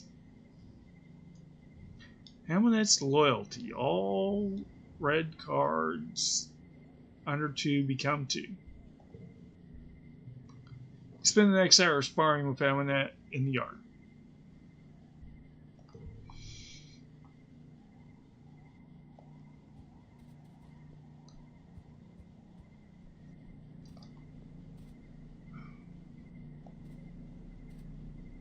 I could do exposition, but let's shovel some dirt. Give me 3 toughness. It's a hot day. You've been moving wheelbarrows of dirt from one greenhouse to another. Inside the greenhouses, it's nice and cool, with mist spraying down from the ceiling at regular intervals. Outside, the twin blazing balls of fire in the sky are unrelenting. The greenhouses are so far apart, one at the top of a steep hill. The track you've been walking between them hazes in heat. Push through it, take a break. Under the hot sun. Or staying cool.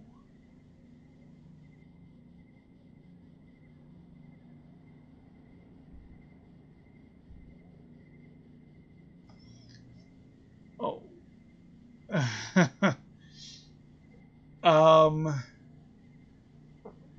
Well, I would just say push through it. Toughness 30.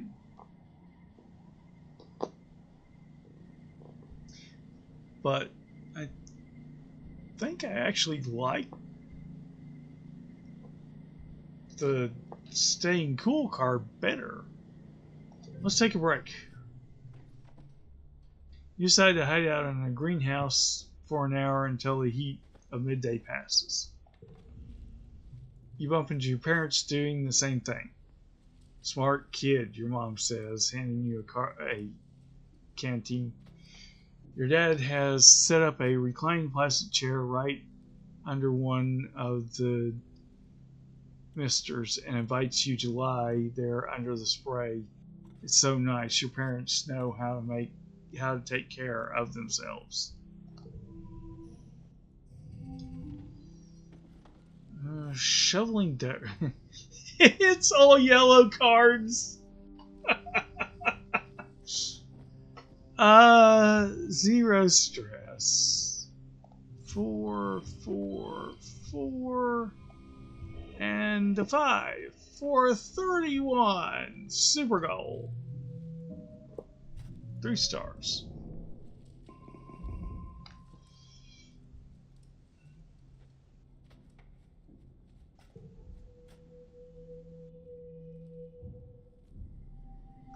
So that gave my toughness a huge boost. Lake dust. The garden looks deserted, which is strange. Cows usually here taking care of the animals or playing with the dirt or fetching things for the adults. You spot a pair of dirt-streaked legs dangling over a piece of equipment and clamber up beside Cal with sun-warmed metal. On a sun-warmed metal. Cal's distracted by something in his hands, but he looks up as you sit down. Oh, hey, Badly. He greets you. I didn't hear you, dude. Sorry. Look at what Tammy gave me, he says, holding out a weird-shaped doll with green, strangly hair and lopsided eyes. She's the best, he says proudly. It's so cool that she can make stuff from what other people think is just garbo junk. He lies back against the machine and raises the doll to the sky, letting it block the sunlight from his face. Tammy's my best friend, he continues. I know we all grew up together, but like Tammy's really special, you know? Yeah, she really is. Isn't she kind of dull?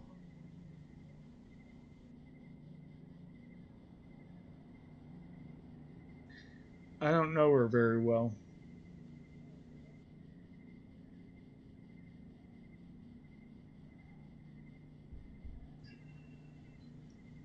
Yeah, she really is. Cal looks pleased. I'm glad you think so. We used to play together all the time on the stratospheric, like all the time. Man, I remember one time Cal squints into the sun and rubs his chin. Sorry, I was just, before you got here, I was just thinking about how when we were like 4 years old, I promised her that we would get married when we were old enough. Eminette teases me about it. She thinks it doesn't count because we were just kids, but I keep thinking about it, you know? He looks down at the doll in his hands. It's truly ugly, but maybe that's part of its charm. What do you think, Badly?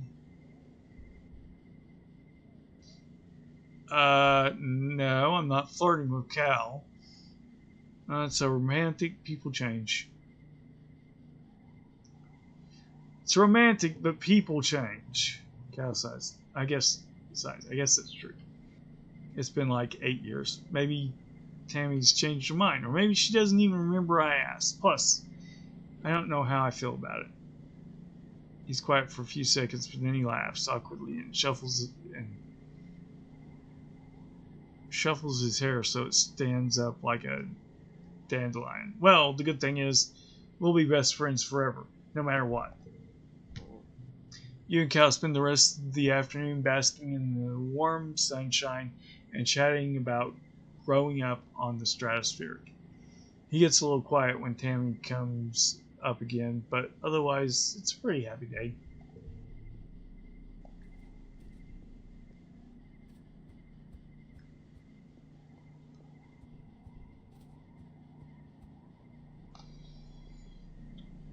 Okay. I guess I need to raise my empathy.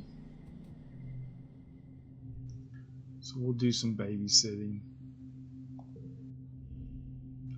You're relaxing after hours when Antecedent pops her head into the lounge. The kitchen, she announces in an artificially sweet voice, is looking for someone to help with part-time cooking duties. Someone young, someone responsible, someone organized, someone, she stares pointedly at the teens in the room, who might have too much free time on their hands. Volunteer. Avoid eye contact. Volunteer. She bustles over to you. You'll be perfect, Badly, she says, hugging you, then loudly to the others in the room she declares, I'm glad somebody around here is responsible enough to put in their share of work.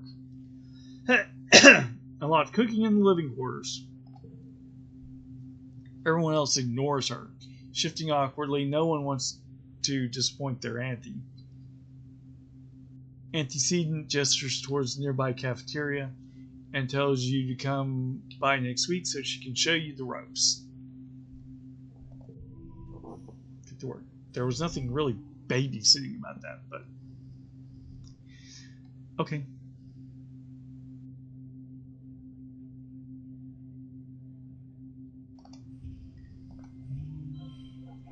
For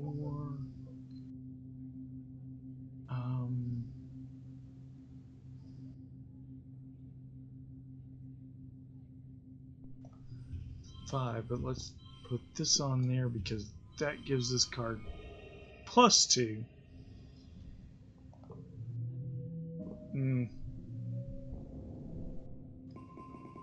Best score 27. I probably could have jiggled with it and come up with it, but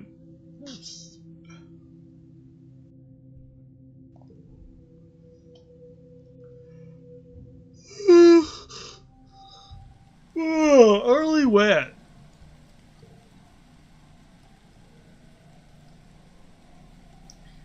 I have 122 kudos. Mars has something she wants to say. And furthermore, your attitude towards your elders in general is entirely disrespectful. You find Etiquette delivering a scathing reprimand to Mars, who is doing her level best to look like she'd rather be anywhere else. You speak out of turn. You question council's decisions. If you disagree with an order, you simply do not do it. I could go on. Do you need me to go on? Mars scrolls. No, she replies. Etiquette clicks her tongue. I honestly thought better of you, Marzipan. She chastises. You have the sort of natural leadership ability I remember from when I was a girl many years ago. Mars doesn't roll her eyes, but you get this since it's a close call. You need to set a better example for the other children, Etiquette continues. It's okay to have your own opinions, but you kids can't just do whatever you want. You have to follow the rules and respect your elders. I am setting good example, Mars retorts, stomping her foot. Hello, the only reason we're here is because a bunch of people knew living on Earth was nonsense and decided to do something different. Etiquette looks scandalized, but Mars just continues on. Maybe kids should have more authority. We're the ones with the new ideas that will make us into the future. Mars is right. Hey, don't speak for all of us. Stay quiet and respectful. Yeah, what? I'm staying out of it. Stay quiet and respectful. 5 loyalty. Etiquette stands up a little straighter. Excuse me, young lady, she rasps.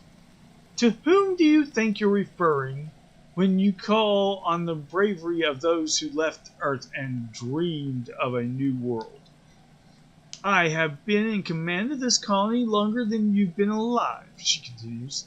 Unlike you, I see that as a strength, not a weakness.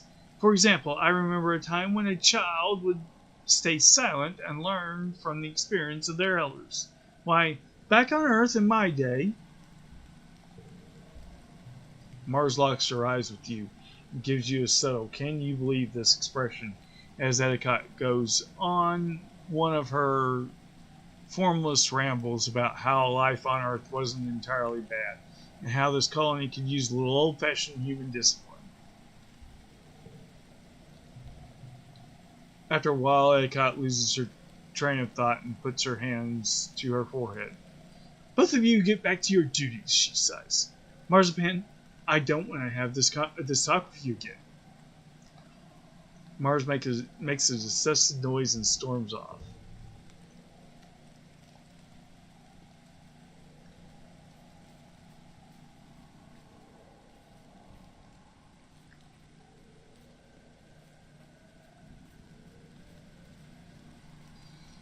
So I guess this is out here again.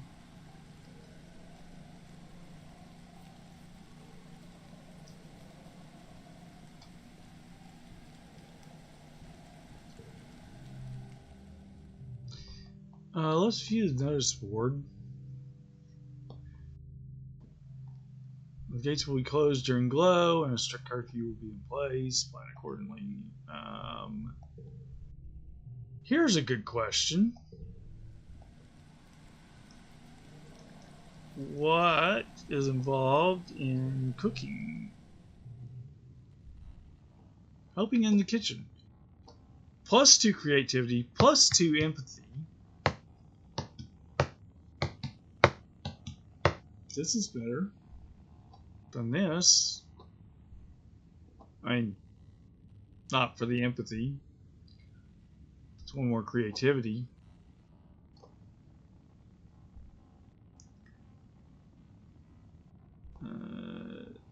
Yeah, that's its differences. One more creativity.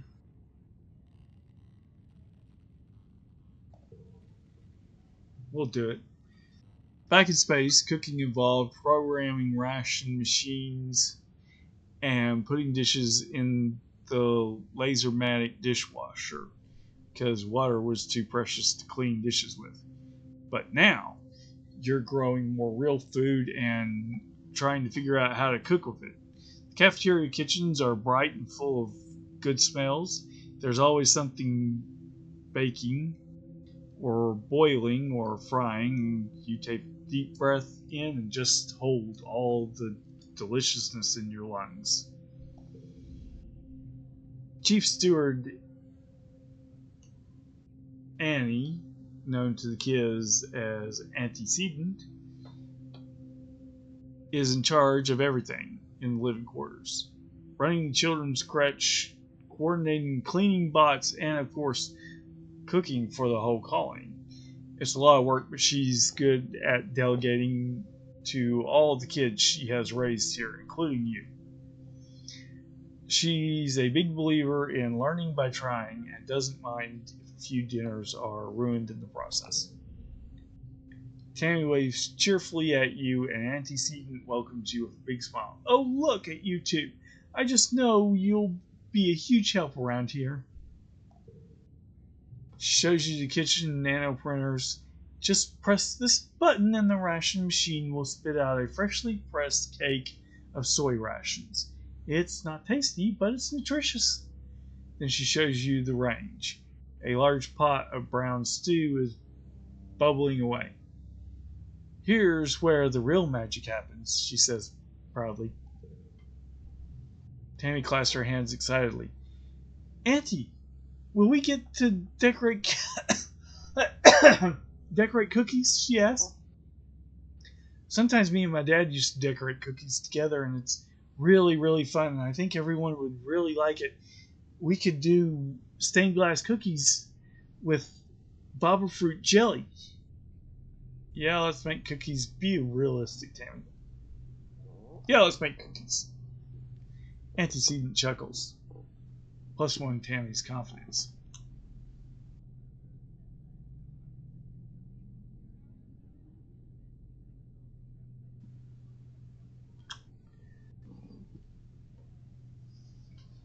Cakes and cookies with fruit and frosting for 100 people. Why, you have quite an imagination, Tammy. She takes a ladle and spoons up some of the stew.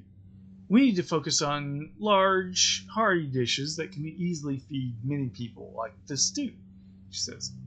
If things get busy, we can serve the soy rations as is, but it's much nicer to actually cook them with something else, she beams.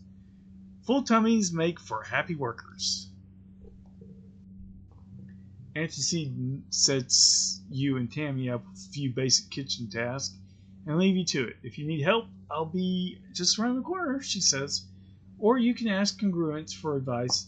She has every recipe and method you could ever need, and she's an excellent teacher. You quickly have your hands full with the sheer volume of food it takes to feed 100 people. Workers from the canteen shuffle back to pick up trays of soy rations and pots of stew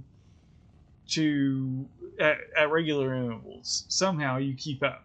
You poke your head into the canteen at lunchtime to see what people think about the food.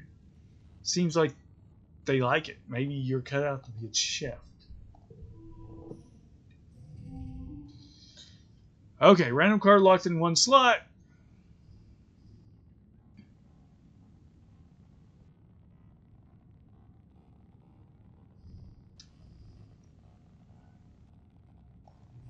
Mysterious stranger.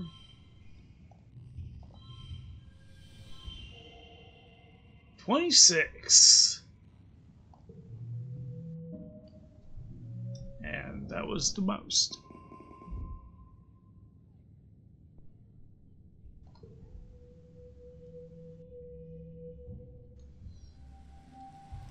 next month. Okay, but that's where we're going to end it for today. Thank you for joining me for Nathan Plays Badly, Nathan Streams Badly. I was a teenage Xenocolonist. I stream on Tuesdays from 6:30 to 8:30, and vlogs go up a week later on Wednesday. And I also stream on Friday from 9:30 to whenever. And the vlogs for those go up a week later on YouTube on Saturday. Also, check out my YouTube playthrough of Stardew Valley 1.6. Social medias are at Nathan. My ex is at Nathan Badly, and Nathan Plays Badly on Facebook, Discord, YouTube, and here on Twitch. Thank you and goodbye. Hey, it's Nathan Plays Badly here. If you like this video, please leave a like. If you didn't like this video and you want to leave a constructive comment about what you think might make this video better, I'd also appreciate that. Also, you might see my picture down here. Click on that and subscribe. That would be great too. Thank you and goodbye.